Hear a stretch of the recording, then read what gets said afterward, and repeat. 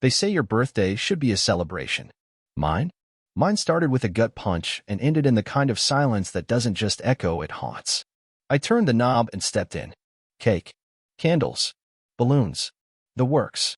No one said surprise. No one clapped or smiled. No one handed me a drink or a slice of cake. Instead, they just stared. All of them. My family. Hers. A room packed with blood and betrayal. And in the middle of it, there she stood. My wife. The woman who once promised to grow old with me. She wore a crimson dress that hugged her like a lie wrapped in silk. Standing next to her was my younger brother, Dean. Same blood, different backbone. His arm was around her waist like he'd been born for it. My wife looked at me like I'd just tracked mud on her perfect white carpet. "You're not invited," she said, like those words didn't just rip a hole through my chest. "Get out of here." I didn't yell. Didn't ask why. Didn't throw the cake or flip the table like some desperate fool. I just nodded. I walked away.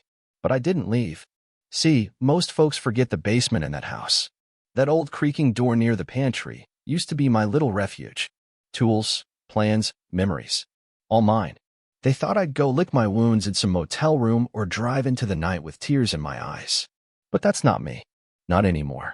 Down in that dark, dusty basement, I pulled out the old safe beneath the floorboards. Inside was everything they never knew. I kept copies of texts, emails, receipts. A USB drive with enough footage to flip the damn family tree upside down. My wife and my brother had been sloppy, blinded by lust and arrogance. Kissing in our garage. Sneaking off during girls' night or gym runs. Dean using the excuse of checking on his big bro to case the house for alone time with her. They forgot I was smarter than I looked. That I'd spent a lifetime watching people's patterns. Reading between the lines. So, I uploaded everything. I started with the family group chat. Every cousin, uncle, aunt, in-law, hell, even Grandma Jean got the link. No caption. Just a video file. Then came the email to my wife's boss. Her work computer hadn't just been used for spreadsheets. Then the text to my father. "You know, the same man who once told me, blood's thicker than water, son. He never said what to do when the blood turns toxic." I didn't torch the place. Didn't scream or confront. I let the truth do the talking. Then I walked out. Left the door unlocked. The cake uneaten. The candles still burning. And I waited. That night, my phone lit up like a Christmas tree on meth. 197 missed calls. All from numbers that used to mean something. Family. Friends. Liars. Guess betrayal doesn't look so good in 1080p. But me? I slept like a baby. Because for the first time in a long time, I wasn't the fool in the story. I was the one writing the ending. Morning came like judgment. I woke up to silence. The kind that hangs in the air right before a storm tears off your roof. No birdsong. No morning radio. Just my phone buzzing every 5 seconds like it was gasping for air. Voicemails. Texts. Emails. 197 missed calls had turned into 312 by sunrise. First was my wife, well, ex-wife in the making. "Please call me." Then my brother. "Man, I swear it wasn't like that." Then Mom. "Why would you do this to the family?" Ah, yes. Why would I do this? No one asked why she did what she did. No one asked what it feels like to come home on your birthday and find your life already replaced. But here's the thing about betrayal, it doesn't end in the act. No, it festers. It spreads like mold through drywall. And once it's exposed, everyone gets dirty. By noon, the video had made its rounds. Not just to the family. I made sure it hit her yoga group, her coworkers, and most delicious of all, her charity board. That little organization she loved so much, where she played saint to everyone's sinner. Turns out, board members don't love scandal. Especially not the kind caught on camera, in my garage, wearing my bathrobe. Her boss emailed her within the hour. "We'll be reviewing your role and conduct. Consider this a formal notice." Dean wasn't spared either. He worked construction under a buddy of mine. Had no idea I'd planted the evidence there, too. Screenshots. Timestamps. A tidy little package sent straight to his foreman with a simple subject line. "Is this the kind of man you want representing your brand?" Dean got canned by lunchtime. My phone rang again, Mom. I let it go to voicemail. Again. When I finally listened, her voice trembled with something between rage and regret. "You didn't have to make it public. This was a private matter between family." "Oh, really? Funny. I thought family didn't sneak into each other's beds and throw surprise parties that double as ambushes." Guess I missed that lesson in How to Be a Son 101. By late afternoon, it got real quiet. The kind of quiet that lets you know the damage is done. Then came the knock. I opened the door to find my wife. Makeup smeared, hair a mess, still in the dress from last night, now wrinkled like a lie that got left in the dryer too long. She tried to speak. I raised a hand. No speeches. You had your chance. Tears welled in her eyes. The same eyes that once looked at me like I hung the stars. Now they begged for mercy. Too late. I made a mistake, she whispered. No, I said, voice cold and clean. You made a choice. She tried to come inside. I stepped in her path. Behind me, the living room was bare, pictures gone, walls stripped, boxes stacked like I'd been planning this for weeks. And maybe, deep down, I had. You don't live here anymore, I said. I have nowhere to go. Dean's house has a spare room, doesn't it? The slap never came, though I saw it in her eyes. Instead, she nodded, wiped her face with the back of her hand, and left without another word. When the door clicked shut behind her, I stood there for a moment, breathing in the silence. Then I turned to the stack of documents on the table. Divorce papers, bank transfers, a deed, a plan. You see, they thought they broke me. What they didn't know is I'd been building something far stronger while they were too busy sneaking around like teenagers. They thought the worst was over. They hadn't even seen the rest of the storm. They say every man has a breaking point. What they don't tell you is that some of us don't break. We bend, recalibrate, and come back sharper than ever.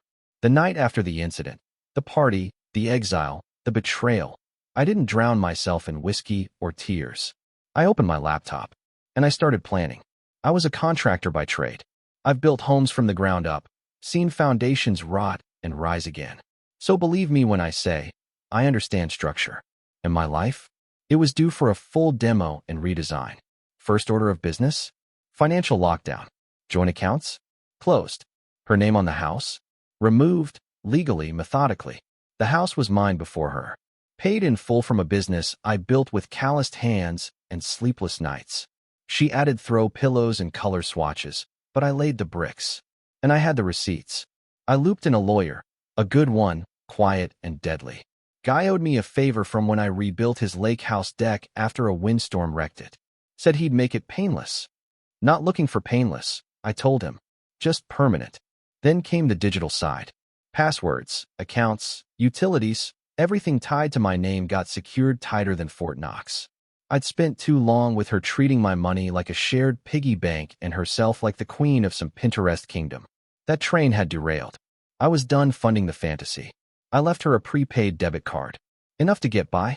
Just enough. No more, no less. Then I turned my attention to Dean. You'd think the brother who shared bunk beds and beat-up comic books would be off limits.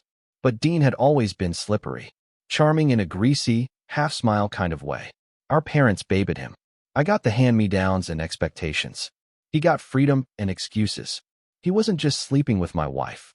He was trying to become me. He wore my cologne, drove a truck just like mine, had even started growing a beard, poorly, I might add. He was always 3 steps behind, but too smug to realize he'd never catch up. I made sure everyone saw that now. The footage I shared? Yeah, I timed it. It hit his job first, sent from a burner address with his name in the subject line. It hit his girlfriend second. Oh yeah, forgot to mention, Dean had a girlfriend. Sweet girl. Ran a dog rescue. Devoted. Loyal. Guess who she called after watching the video? Me. I didn't want to believe it, she said, voice trembling. But I always knew he was hiding something.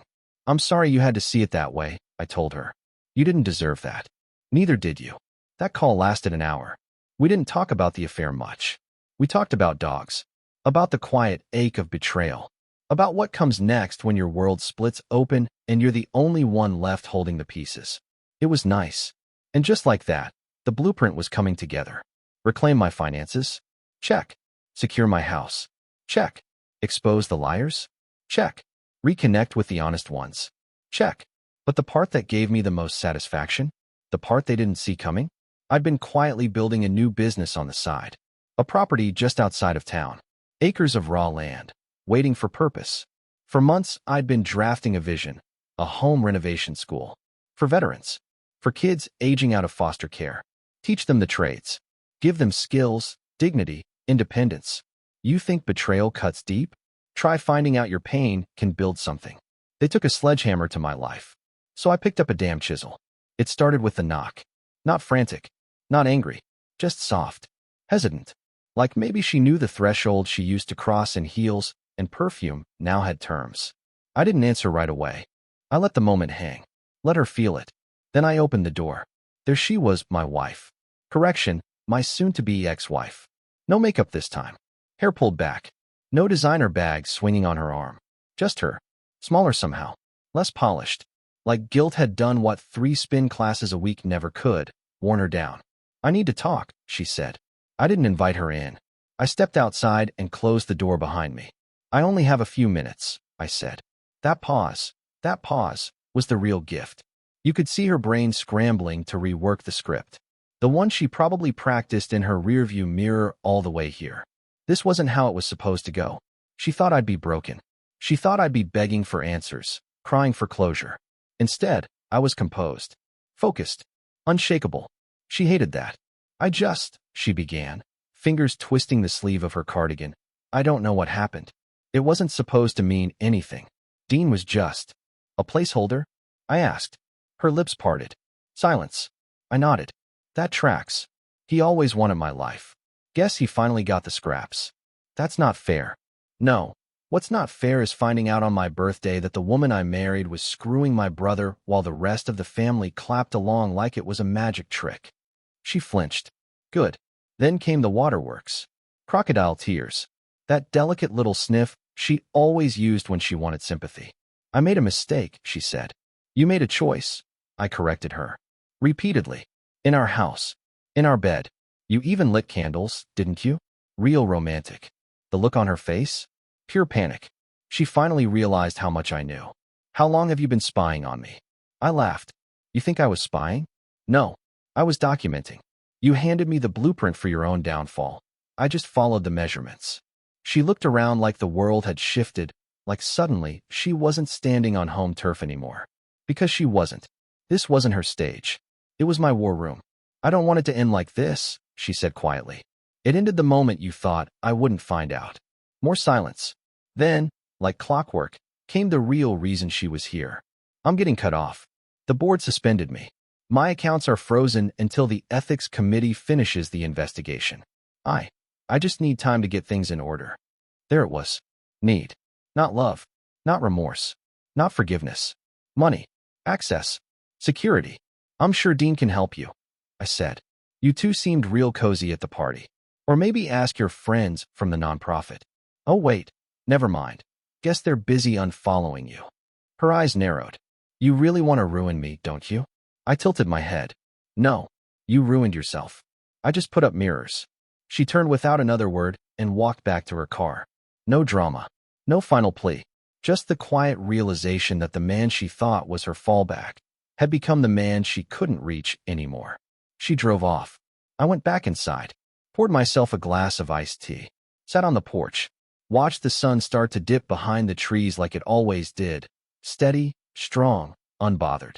And for the first time in a long time, I felt peace. But peace wasn't the end goal. Redemption was. There's a kind of silence that comes after betrayal. It's not the kind you fear. It's not lonely. It's the kind that sharpens you. That's where I was. Right there. In the eye of my own storm, with the wreckage behind me and a whole horizon in front. So I got to work. No more dragging the past around like a rusted anchor. My time, my energy, my life. None of it would be spent chasing apologies from people who weren't sorry. I had one job now. Rebuild. But this time, with steel instead of hope. I started where I was strongest, my hands. Work had always been my refuge. Sawdust in my lungs, calluses on my palms. That's where I sorted out the hard stuff. So I turned that abandoned plot of land I'd bought a year ago, back when I was still planning a family retreat, into something real. A trade school for young men without a compass. Foster kids. Veterans. Second chancers. They'd swing hammers instead of fists. Learn to frame windows instead of just staring through them. Every morning, I'd show up in that old Ford pickup with a thermos of coffee and a folder full of blueprints, and they'd be waiting, raw, rough around the edges, but willing, just like I used to be. And for the first time in a long time, I wasn't building for someone else's dream. Not hers. Not Dean's. Not for the hollow smile of my so-called family. This one was mine. While the boards went up and the foundation cured, I started piecing together the next layer. Me. I cleared the house of her. All of it. Photos. Clothes. That dusty little trinket shelf she used to call curated. Gone. I repainted every room in colors I liked. Not trendy pastels. Not magazine beige. Bold, solid colors that meant something. My study. Deep navy. The kitchen. Burnt ochre. Even changed the handles on the cabinets, reclaimed brass, tough and clean. There's something sacred about reclaiming your space. You don't just take your house back. You take your soul back. And the bedroom? That took the longest. Not because I missed her, but because I refused to let her haunt it.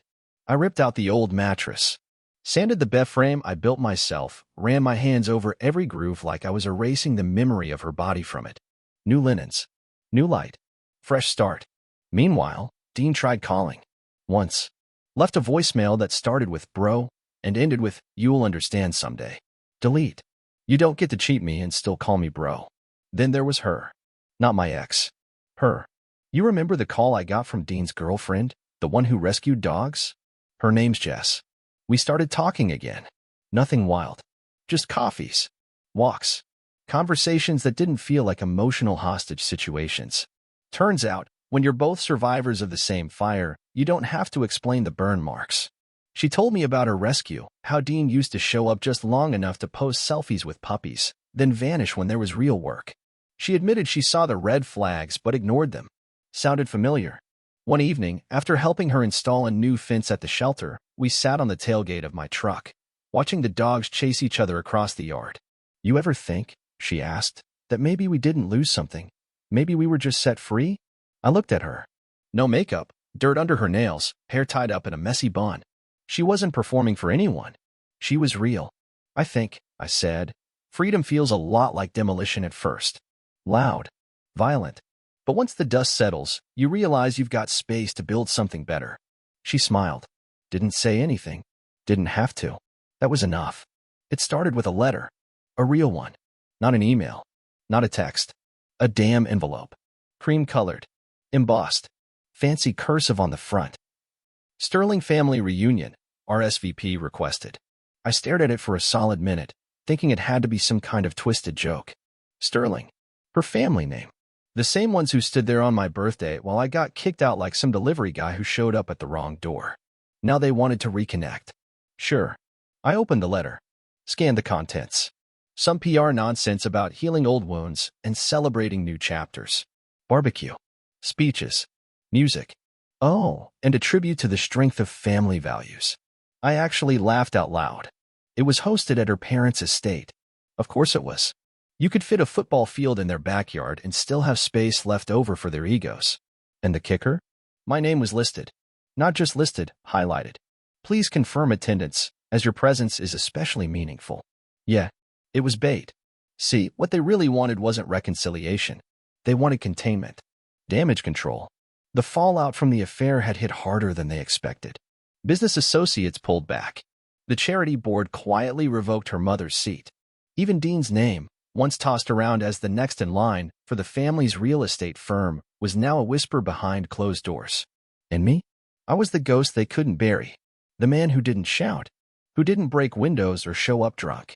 The man who vanished and took all the proof with him. I wasn't just the scorned husband. I was a threat. So I RSVP'd. Politely. Formally. Confirmed attendance, +1.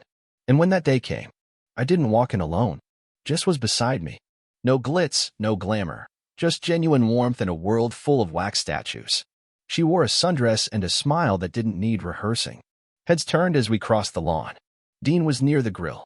Tongs in hand, sunglasses on, pretending like life hadn't handed him a karmic backhand. My ex? She was under the tent, wine glass clutched like it was an anchor. She froze when she saw me. I nodded. Kept walking. The speech has started. Toasts to forgiveness, growth, and all those words cowards use when they're really just trying to patch bullet holes with duct tape. Then her father, the patriarch, took the mic. We've had some missteps this past year, he said. But family is about unity, redemption, second chances. He looked right at me, like I was supposed to smile and clap. So I stood up. Let the silence wrap around me like armor. You're right, I said. Family is about unity, but not the kind where people keep secrets and call it protection. You could have heard a pin drop. And redemption? That's earned, not handed out like dessert. My ex opened her mouth. I didn't let her speak. You had your chance to apologize, I said flatly. You used it to ask for money. A few people gasped. One woman dropped her glass. Jess reached over, squeezed my hand once, just enough to say, "You got this." I came here today, I continued, not for closure. I came to remind all of you something you forgot. Pause. I don't need any of you. And I never did. And then I walked out. No fight. No scenes. Just a clean exit, like a man finally locking the door to a burning building after everyone else chose to stay inside.